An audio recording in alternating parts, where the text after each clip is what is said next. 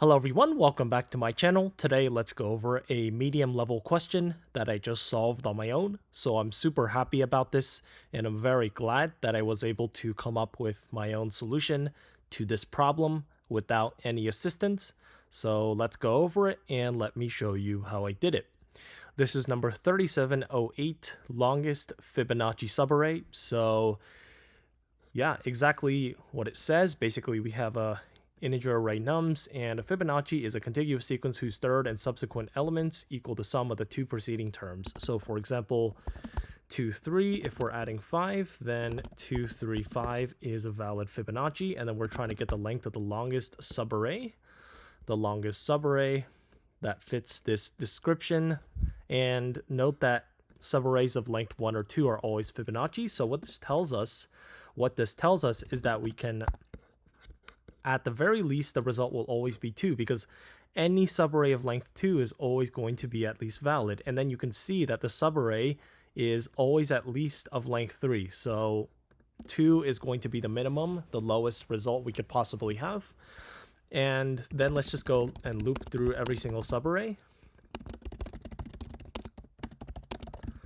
And let's create an array to append. And here, when we're looping through every single subarray using a two-pointer method, this is going to require us to basically check if the current element we're about to add is the sum of the previous two. If it is, then you can add it. Otherwise, you can't. So if we're trying to add a 5, and this is what your array looks like, then we can add it and then record the length of the current subarray, okay? If it has a length of 2 at least. So if length of current is bigger than or equal to 2, then those constraints apply. Otherwise, because it says here any subarray of length 2 is already a Fibonacci, then we can just append nums of j regardless of whether this actually satisfies this condition or not, right? Because it can't if it's not even of length 2.